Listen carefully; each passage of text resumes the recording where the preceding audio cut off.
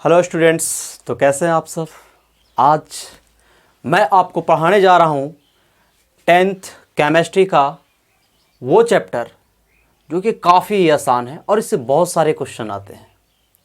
उस चैप्टर का नाम है पीरियोडिक क्लासिफिकेशन ऑफ एलिमेंट। आपने तो जाना होगा एलिमेंट होता क्या है, उसके बारे में थोड़ा सा मैं इंट्रोडक्शन भी दूंगा। और ये एलिमेंट जो होता है उसकी क्लासिफिकेशन की ज़रूरत क्यों हुई, इस चीज़ को समझेंगे। अगर मान लिया जाए कि आप सेल्फ बनाते हैं घर में, सेल्फ मतलब किताब रखने वाली जो खिड़कियां होती है उसमें आप पार्टीशन कर देते हैं, तो फिजिक्स वाले रूम में फिजिक्स की बुक मिलेगी, केमिस्ट्री वाले में केमिस्ट्री मिलेगी, बायोलॉजी वाले में बायोलॉजी मिलेगी, मैथमेटिक्स वाले में मैथमेटिक्स मिलेगी।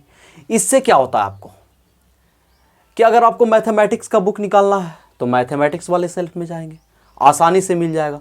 और यदि सभी सब्जेक्ट को एक साथ मिलाकर रख देंगे हम एक ही सेल्फ में तो बहुत ही ज़्यादा डिफ़िकल्ट होगा उसको बुक को उसमें से निकाल के उसको स्टडी करने में। तो उसी प्रकार एलिमेंट को एक सीक्वेंस में अरेंज किया गया है ताकि अगर हम उस सेल्फ में चले जाएं तो हमको उसी प्रॉपर्टी वाले एलिमेंट मिले, उसके अलावा किसी और प्रॉपर्टी वाले एलिमेंट ना मिले, और ताकि आसानी हो केमिस्ट्री को पढ़ना। तो चलिए हम टॉपिक को शुरू कर रहे हैं, बने रहिए मेरे साथ।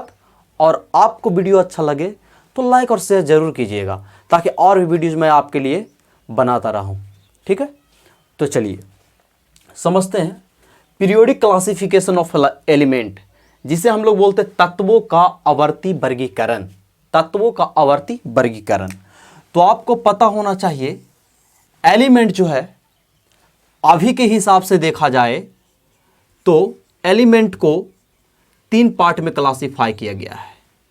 एक हमारा होता है मेटल और एक होता है नॉन मेटल और एक होता है मेटलॉइड, जिसको हम लोग बोलते हैं धातु, अधातु और उपधातु। अभी टोटल जो एलिमेंट हैं 118 एलिमेंट हैं, जिसमें 94 जो है, जिसमें 94 एलिमेंट जो हैं नेचुरली अकर है, यानी प्राकृतिक रूप से मौजूद है। प्राकृतिक रूप से क्या है, मौजूद है। कितने एलिमेंट, 94। तो इस 119 एलिमेंट में कितने ऐसे एलिमेंट हैं जो मेटल है, तो 92 मेटल है। नॉन मेटल कितने हैं, 17 है। और मेटलॉइड कितने हैं, तो 9 है। तो टोटल को आप ऐड करते हैं तो 118 एलिमेंट हो जाते हैं। कुछ मैं ट्रिक्स यहाँ पर बता रहा हूँ जिससे आप आसानी से पकड़ सकते हैं कि कौन मेटल होगा, कौन नॉन मेटल होगा और कौन मेटलॉइड होगा, मतलब कौन धातु होगा, कौन अधातु होगा, कौन उपधातु होगा। तो जिसके अंत में यम आ जाए, यम, हीलियम को छोड़कर, ध्यान में रखिएगा, हीलियम को छोड़कर हम यहां पर लिख रहे हैं एक्सेप्ट हीलियम, हीलियम के अलावा। मतलब ऐसा नहीं कि सभी में, मैं कुछ के लिए बता रहा हूं। जैसे कि आपका एल्युमिनियम हो गया, कैल्शियम हो गया, पोटासियम हो गया, सोडियम हो गया, तो इस प्रकार से लिथियम हो गया। तो बहुत सारे ऐसे एलिमेंट हैं जिसके अंत में यम लगा हुआ है और वो क्या है, मेटल है। नॉन मेटल की बात करें तो ये जो नॉन मेटल होता है, जो गैस है, क्या है, गैस है। कोई भी गैस ले लो, कोई भी गैस ले लो, वो क्या होगा, अधातु होगा। क्या होगा, अधातु होगा। मेटलॉइड 9 है। इसमें से कुछ हम ट्रिक इसके लिए लिख रहा हूं, अगर ट्रिक आसान लगे तो आप याद कर सकते हैं। बी सी जी इस बरिया सबसे टैलेंट है। ये ट्रिक है। कैसे सर? देखिए, बी सी जी ऐश्वर्या सबसे टैलेंट है जो है, यहां पर ये पोलेनियम होता है। ध्यान में रखिए, क्या होता है? पोलेनियम होता है। और भी नॉन मेटल है, सॉरी मेटल वर्ड है। तो फिलहाल इतना के लिए मैंने आपको ट्रिक बना दी है, और हालांकि इतना से ज़्यादा आना भी नहीं चाहिए। बाकी तो आपको बाद में पढ़ाया जाएगा इसके बारे में, आप चिंता ना करें। तो ये हमारा एलिमेंट का क्लासिफिकेशन हुआ, कुछ उसके अबाउट इन्फॉर्मेशन हो गई। तो अब हम बात करते हैं कि कैसे एलिमेंट को क्लासिफाई किया गया। आपको पता है कि अगर बिल्डिंग बनाना होता है तो एक दिन में बिल्डिंग नहीं बन जाता है। उस बिल्डिंग में प्लास्टर करने वाला कोई और आता है, ईंट जुड़ाई करने वाला कोई और आता है, पिलर लगाने वाला कोई और आता है। तो एक एक करके कुछ डिफेक्ट भी रह जाते हैं। तो उसी प्रकार सबसे पहले हमारे एक साइंटिस्ट आए, एक केमिस्ट आए, जो कि जर्मनी के थे, जिनका नाम था डोवेरनियर। क्या नाम था?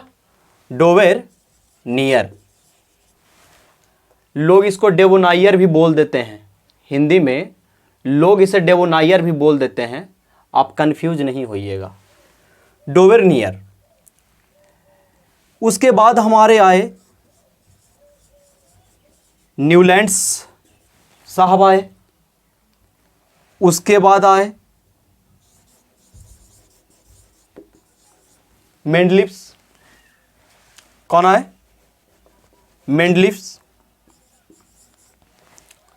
उसके बाद कौन आए? मोसले आए।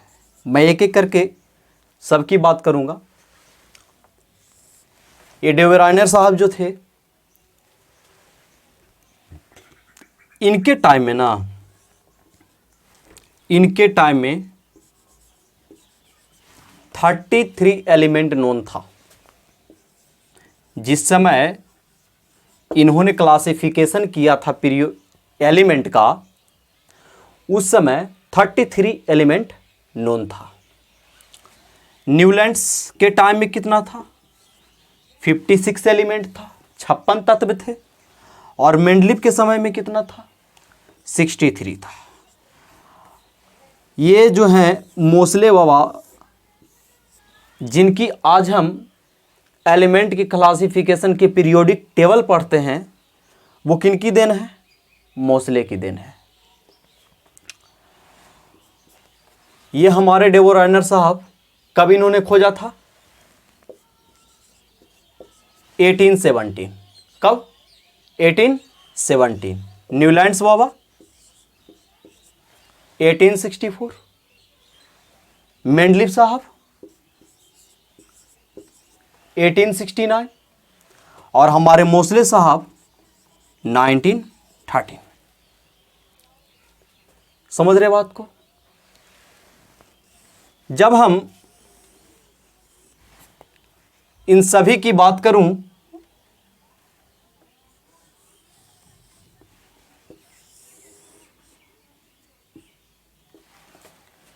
डेवोराइनर, न्यूलैंड्स और मेंडलीव की, तो इन्होंने जो पीरियोडिक क्लासिफिकेशन किया था, उनका बेस क्या था?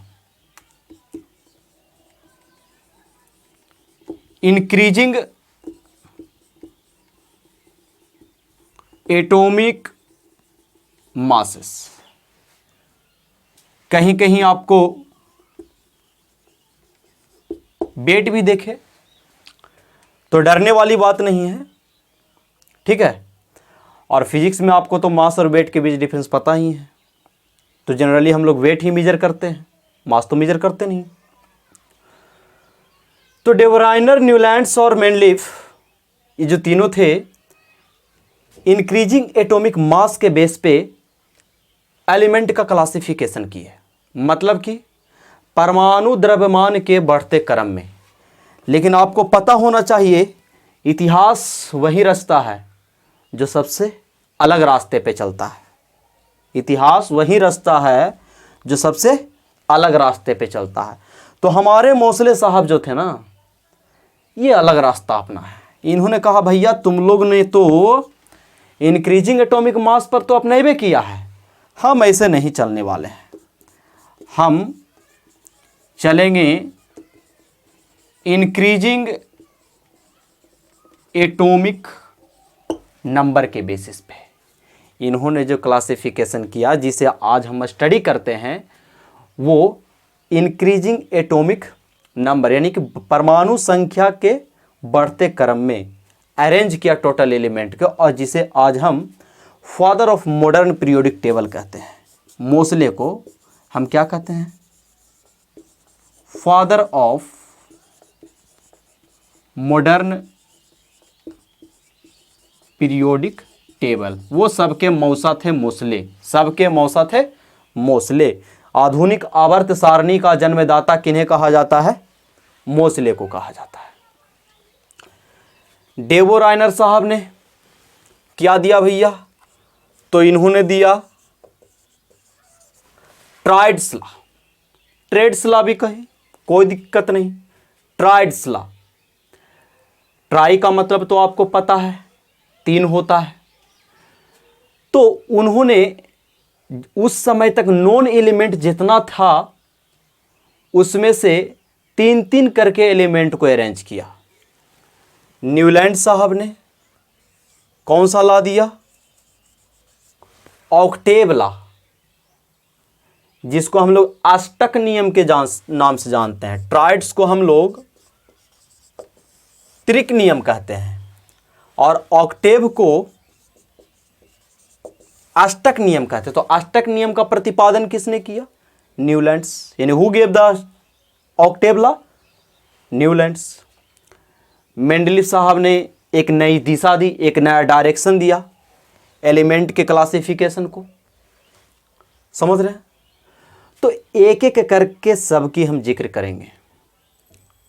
ये इंट्रोडक्शन था, और आपको पता है कि क्लासिफिकेशन की ज़रूरत क्यों पड़ी एलिमेंट की, कि यदि हम किसी एक ग्रुप के एलिमेंट की प्रॉपर्टी, एक एलिमेंट की प्रॉपर्टी यदि हम पता कर लेते हैं तो उस ग्रुप के किसी भी एलिमेंट की प्रॉपर्टी को हम आसानी से बता सकते हैं। जैसे कि एक सेल्फ मैथमेटिक्स का है और हमने हाथ रखा और वहाँ पर मैथमेटिक्स का बुक निकला, तो हमको ये तो पता हो गया कि इसमें जितने भी सारे बुक्स होंगे मैथ्स के ही होंगे, क्योंकि वो सेल्फ मैथ्स का ही था।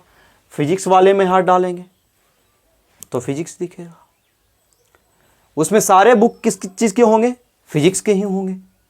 तो इसीलिए एलिमेंट को स्टडी करना काफ़ी आसान हो जाए, इसलिए साइंटिस्टों ने एलिमेंट का क्लासिफिकेशन किया। ये इंट्रोडक्शन थी। अब हम सबसे पहले बात करने जा रहे हैं डेवो राइनर की। तो इन्होंने कौन कौन से एलिमेंट को अरेंज किया उस समय तक नॉन एलिमेंट को, उसको हम देखेंगे। फिलहाल आप इतना नोट करें, उसके बाद हम आगे चलते हैं।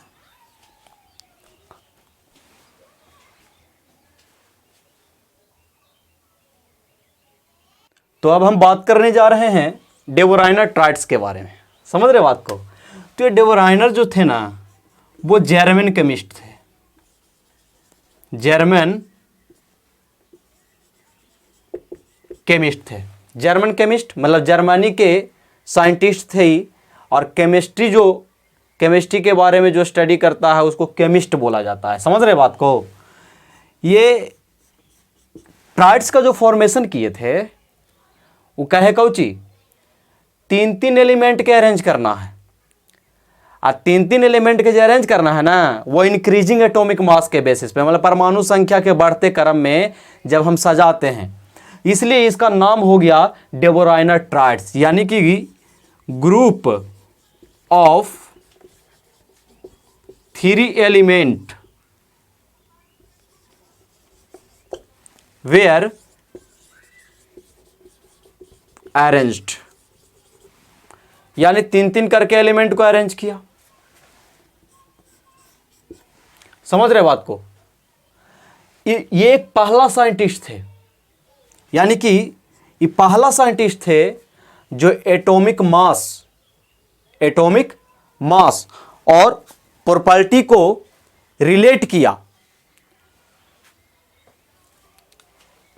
एटॉमिक मास और प्रॉपर्टी को क्या किया? रिलेट किया। यानी कि first scientist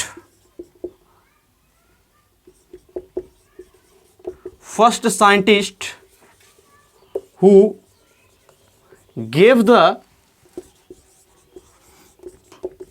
relation between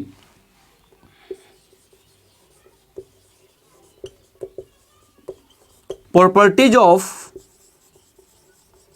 element and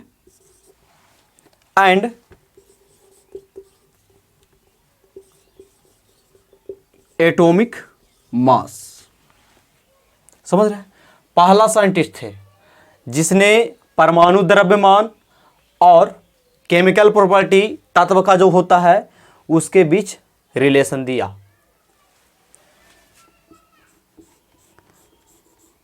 वैसे न्यूलैंड्स बाबा को भी जाना जाता है इसके लिए।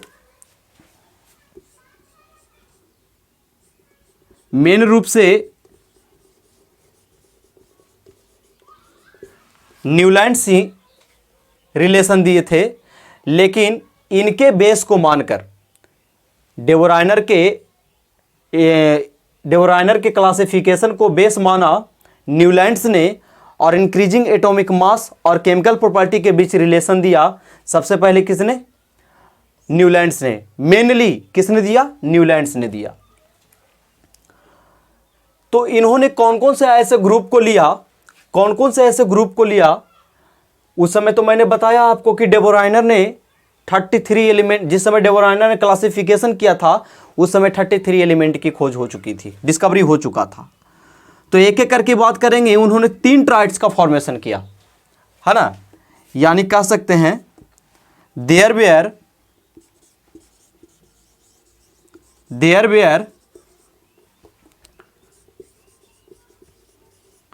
3 ट्राइड्स आर फाउंड। कितने ट्राइड्स खोजा गया था? 3 ट्राइड्स खोजा गया था। तो एक एक करके हम बात करते हैं।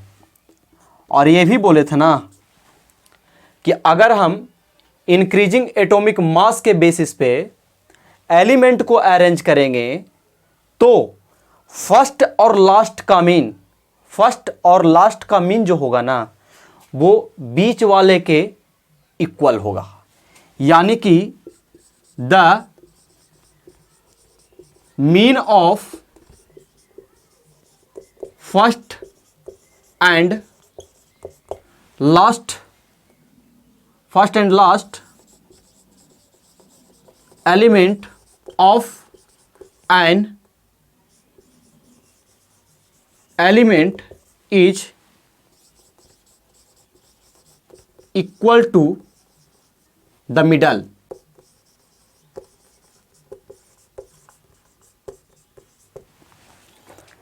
जैसे कि एग्जांपल्स के थ्रू हम समझाते हैं आपको। उन्होंने फर्स्ट ट्राइड्स जो लिया था वो फर्स्ट ग्रुप का एलिमेंट था।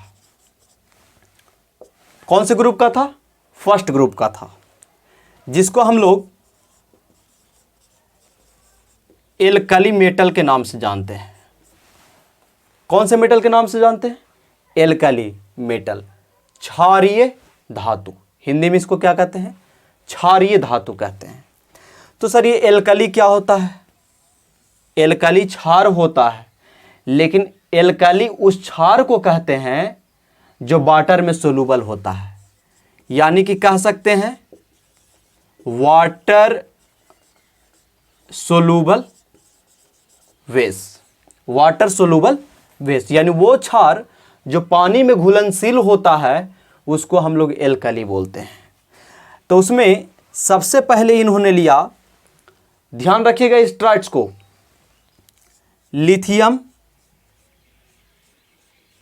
सोडियम और पोटासियम। अब लिथियम की मास की बात कर लो तो लिथियम की मास कितना होती है भाई? तो आपको पता होगा 7 होता है। सोडियम का कितना होता है?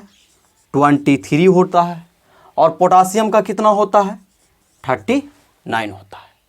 क्लियर है बातें। तो यहां पर बताया गया द मीन माने औसत, औसत जो होता है एवरेज जो होता है, the mean of first and last element of an element is equal to the middle, बीचवा के बराबर होगा। तो निकाल के आप देख लीजिए, फर्स्ट का कितना है 7 है, लास्ट का कितना है 39 है, इसका मीन निकाल दो तो 2 से डिवाइड कर देंगे, यानी कि 46/2 इक्वल टू 23। देखिए आया या नहीं 23। सोडियम का कितना 23, ये फर्स्ट हो गया। दूसरा था हमारा सेकेंड ग्रुप का एलिमेंट। कौन सा group second group. Second group को हम लोग किस नाम से जानते हैं एल्काली अर्थ मेटल, हिंदी में क्या कहते हैं क्षारीय मृदा धातु, क्षारीय मृदा धातु। इसमें उन्होंने किसको किसको लिया, तो सबसे पहले लिया मैग्नीशियम को, सॉरी सबसे पहले लिया कैल्शियम को लिया। किसको लिया कैल्शियम को, सबसे पहले किसको लिया कैल्शियम को, उसके बाद लिया स्ट्रांसियम को, उसके बाद लिया बेरिलियम को। ठीक है, बेरिलियम, सॉरी बेरिलियम नहीं बेरियम, क्या चीज बेरियम, कैल्शियम स्ट्रांसियम और बेरियम को। कैल्शियम की एटॉमिक मास आपको पता है कितना होता है 40 होता है, स्ट्रांसियम का कितना होता है 80 होता है, और बेरियम का कितना होता है 137 होता है। क्लियर होगी बातें। तो फर्स्ट और लास्ट का जो मीन होना चाहिए अप्रॉक्सिमेट बीच वाले के बराबर आना चाहिए, तभी ना ट्राइड्स को फॉलो करेंगे हम, तभी ना रूल ट्राइड को फॉलो करेगा। तो देखिए ऐड करके देख लीजिए आप 137 प्लस 40/2, अगर इसको हम डिवाइड करेंगे तो कितना आएगा, कितना आएगा इसका 7×4=11 यानी 4771। स्ट्रांसियम का एटॉमिक मास जो होता है मिस्टेक है 88 होता है। कितना होता है 88 होता है। इसको हम 2 से डिवाइड करेंगे तो कितना होगा 2×8 = 16 और 2×8 = 16.5, यानी अप्रॉक्सीमेट हमारा कितना वैल्यू आ गया 88.5 आ गया। यहां पर देखिए बीच वाले मीन के बराबर है। ये सेकेंड ट्राइड्स हो गया।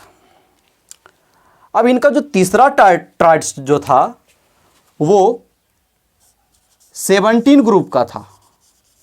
कौन से ग्रुप का था 17 ग्रुप का था, जिसे हम लोग या फिर इसको कह सकते हैं 7 का ए। क्या कह सकते हैं 7 का ए। इसी को हम लोग हाइलोजन कहते हैं। क्या कहते हैं हाइलोजन ग्रुप। कौन सा ग्रुप हाइलोजन ग्रुप। भैया इसको हाइलोजन ग्रुप इसलिए नाम पड़ा है क्योंकि हाइलो का मतलब होता है साल्ट और जेन का मतलब होता है जनरेट करना, बनाना, यानी जिसमें मिल जाएगा उस साल्ट बना देगा। इसमें कौन कौन आते हैं तो फ्लोरीन आते हैं, क्लोरीन आते हैं, ब्रोमीन आते हैं, आयोडीन आते हैं। तो इसमें उन्होंने लिया क्लोरीन को लिया, उसके बाद ब्रोमीन को लिया और उसके बाद आयोडीन को लिया। तो क्लोरीन की मास आपको पता है कितना होता है 35.5 होता है, ब्रोमीन का 80 होता है और आयोडीन का 127 होता है। क्लियर होगी बातें। इन दोनों को यदि ऐड किया जाए यानी 127 प्लस 35.5/2 तो जब इसको कैलकुलेट करेंगे तो इसका वैल्यू 81.5 समथिंग आएगा।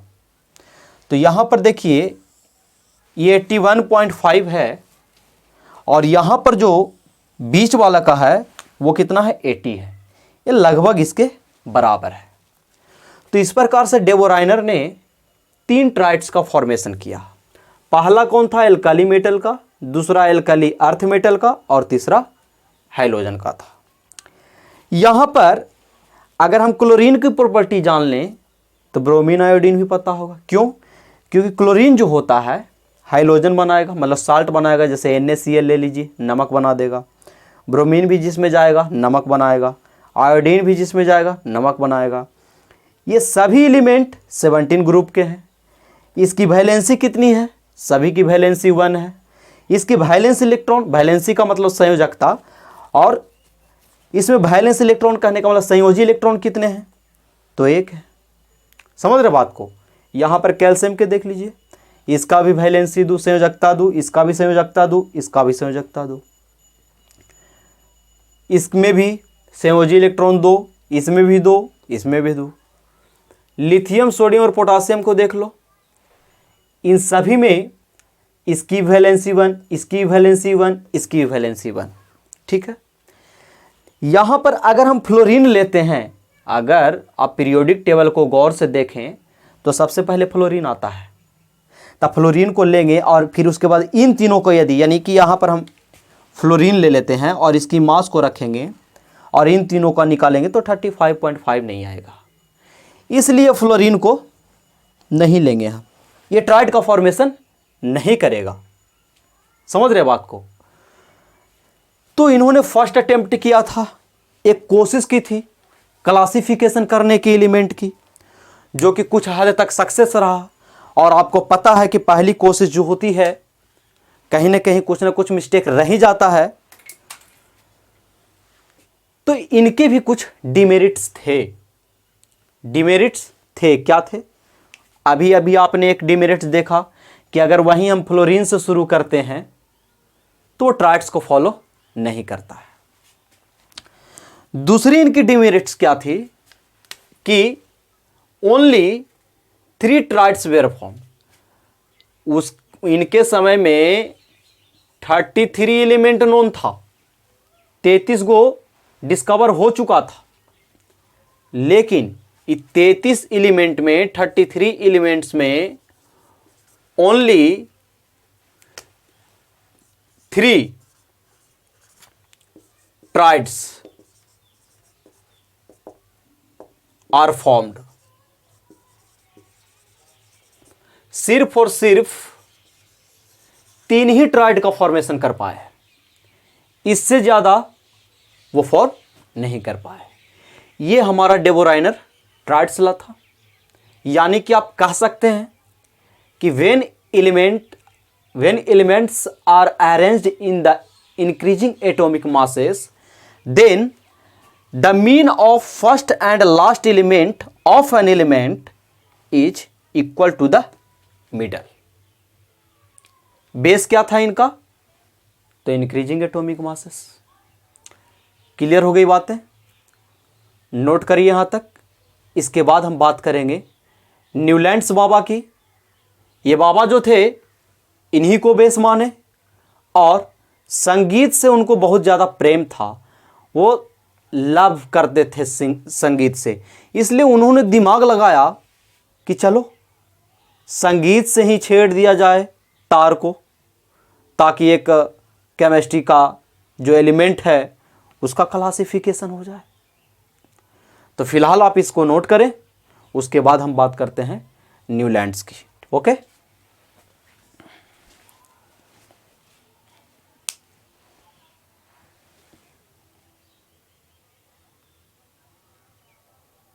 तो अब हम बात करते हैं न्यूलैंड्स ऑक्टेव लॉ का, जिसको हम लोग न्यूलैंड्स का अष्टक नियम बोलते हैं। तो मैंने जैसा कि बताया कि इन्हें संगीत से बहुत ज़्यादा प्यार था, संगीत से बहुत ज़्यादा प्यार था। इन्होंने क्या किया कि संगीत के स्वर में आप जैसा कि देखते हैं, क्या देखते हैं? संगीत में जो स्वर होते हैं सा रे गा मा पा धा नी सा। देखिए यहां पर सा से शुरू हुआ, सा पर खत्म हुआ। कहने का मतलब अगर एलिमेंट को एक सीक्वेंस में अरेंज किया जाए उसके इंक्रीजिंग एटॉमिक मास के बेसिस पे, तो हर वो आठवां तत्व, हर वो एट्थ एलिमेंट, आने वाला जो एट्थ एलिमेंट होगा उसकी प्रॉपर्टी और फर्स्ट एलिमेंट की जो प्रॉपर्टी होगी वो क्या होगी? सेम होगी, जहां से भी हम गिनती करें। जैसे कि एक एग्जांपल के थ्रू हम समझते हैं। यहां पर आप देखिए हाइड्रोजन, यहां से काउंटिंग करते हैं 1 2 3 4 5 6 7 और यहां पर आ गया 8। हाइड्रोजन एक नॉन मेटल है, मतलब अधातु है। फ्लोरीन भी क्या है? अधातु है। इसकी भी संयोजकता मतलब वैलेंसी 1 होती है और इसकी भी वैलेंसी 1 होती है। समझ रहे हैं बात को? अगर हम लिथियम से चलते हैं, चलिए लिथियम से चलिए, तो 1 2 3 4 5 6 7 8, आठवां एलिमेंट आ गया सोडियम। तो लिथियम की वैलेंसी 1, इसकी भी वैलेंसी 1, ये भी मेटल, ये भी मेटल, ये भी फर्स्ट ग्रुप का, ये भी फर्स्ट ग्रुप का। समझ रहे बात को? तो इस प्रकार से सीक्वेंस में अरेंज किया गया कि एक पीरियोडिसिटी का मतलब क्या होता है कि एक डिफिनिट इंटरवल के बाद, एक फिक्स इंटरवल के बाद वो चीज रिपीट करे, फिर से आवे, चाहे एक सीक्वेंस में डिक्रीज करते चले जाए या फिर एक सीक्वेंस में इंक्रीज करते जाए, या फिर जहां से शुरू किए हैं और जिस पर केमिकल प्रॉपर्टी का एलिमेंट हो, आने वाले एक फिक्स्ड इंटरवल पर उसी केमिकल प्रॉपर्टी का एलिमेंट मिले। तो हाइड्रोजन से शुरू किया तो देखिए फ्लोरीन पे आके टिके हम, लिथियम से शुरू किया सोडियम पर टिके। कहीं से भी आप लिख सकते हैं तो उसकी प्रॉपर्टी सेम होगी। जैसे कि आप यहां से कार्बन को ले लीजिए, कार्बन को दिए आप लेते हैं तो कार्बन से गिनिए 1 2 3 4 5 6 7। देखिए कार्बन और सिलिकॉन की, कार्बन नॉन मेटल है, सिलिकॉन नॉन मेटल है, नहीं नॉन मेटल नहीं है। समझ रहे हैं? ये मेटलॉइड है। जैसा कि अभी अभी बताया था आपको, बीसीजी ऐश्वर्या सबसे टैलेंट है। हालांकि इसकी भी वैलेंसी 4 होती है और इसकी भी वैलेंसी 4 होती है और ये दोनों एक ही ग्रुप की होती है। ऐसा नहीं कि टोटल का टोटल प्रॉपर्टी वाइज कर जाएगा, स्लाइटली डिफरेंस, जरा सा का अंतर होगा। यह हमारा न्यूलैंड्स ऑक्टेव लॉ था, यानी कि जिस प्रकार से संगीत के पहले अक्षर से शुरू होता है और आठवां अक्षर उसी स्वर पे खत्म होता है, उसी प्रकार जहां से हम एलिमेंट की काउंटिंग शुरू करेंगे उसकी प्रॉपर्टी आने वाले एट्थ एलिमेंट, आठवां एलिमेंट की प्रॉपर्टी के क्या होगा? बरोबर होगा। जैसे सा रे गा मा पा धा नी सा, आठवां नंबर में भी सा और पहला नंबर में भी सा। देख सकते हैं यहां कोई दिक्कत? न्यूलैंड्स बाबा ने इंक्रीजिंग एटॉमिक मास के बेसिस पे क्लासिफिकेशन तो कर दिया, लेकिन भैया इनमें भी डिमेरिट्स था, अभी क्लियर नहीं हो पाया है। भैया डिमेरिट्स क्या था? डिमेरिट्स ये था कि ये जो रूल है ना, ये रूल कैल्शियम तक ही वैलिड हुआ। कहां तक वैलिड हुआ? कैल्शियम तक ही वैलिड हुआ। यानी कि इसकी डिमेरिट्स क्या थी कि वैलिड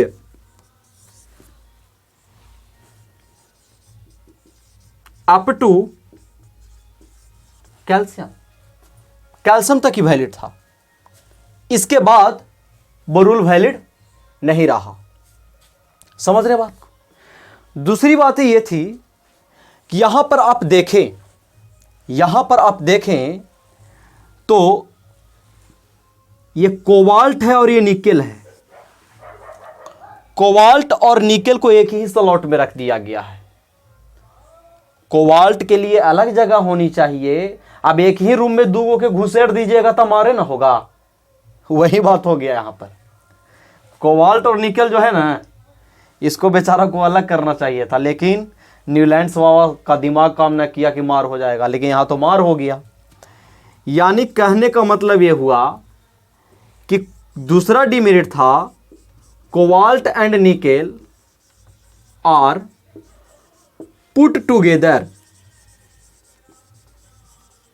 इन वन स्लॉट, एक ही स्लॉट में पुट कर दिया गया। चलिए तीसरी डिमेरिट की बात कर लें।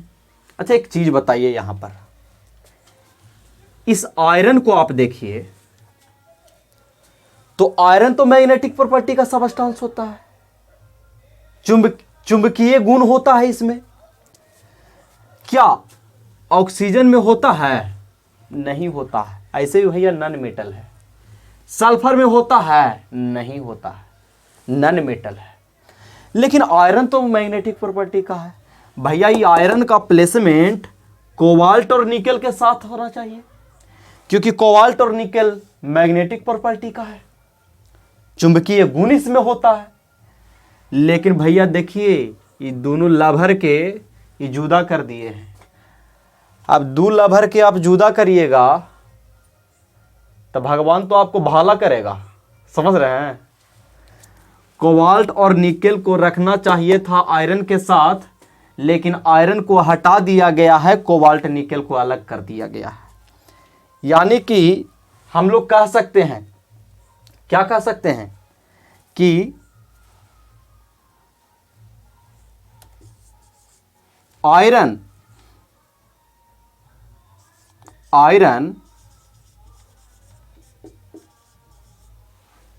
must be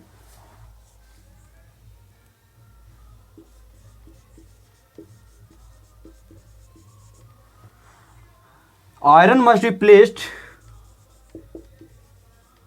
with cobalt and nickel, है ना। यानी कि आयरन को रखना चाहिए था कोबाल्ट और निकेल के साथ, लेकिन ऐसा हुआ नहीं, ऐसा हुआ नहीं। देखिए कितना बड़ा गलती किए थे न्यूलैंड्स बाबा। क्या किए थे? इनको इतना भी काम नहीं किया दिमाग। ये सीधे बोल दिए कि 56 के वो एलिमेंट है, के वो एलिमेंट है, कहा कि उस समय छपने को है ये था। ये कुछ बोल दिए कि 56 एलिमेंट है, एरा से ज़्यादा एलिमेंट डिस्कवर और नहीं किया जा सकता है। लेकिन ऐसा है, अभी हमने आपको बताया कि अब तक टोटल 118 एलिमेंट का खोज हो चुका है। यानी कि उन्होंने बोला था कि ओनली, यानी कि ही एज्यूम्ड दैट, कह सकते हैं ही assumed that only 56 element, he assumed that only 56 element exist on the earth।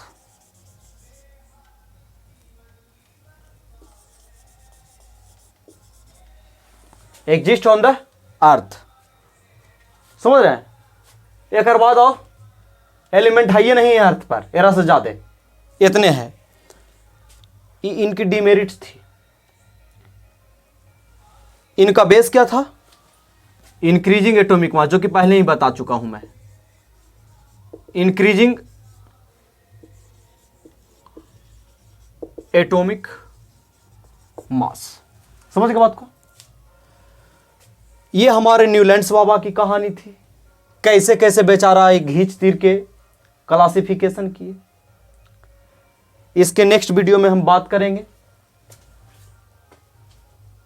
मेंडलिफ्स और मोसले के बारे में। तो बने रहिए मेरे साथ, मिलते हैं नेक्स्ट लेक्चर में। वीडियो पसंद आए तो लाइक और शेयर ज़रूर कीजिएगा ताकि और भी वीडियो बना। समझ रहे बात को। Thank you for watching.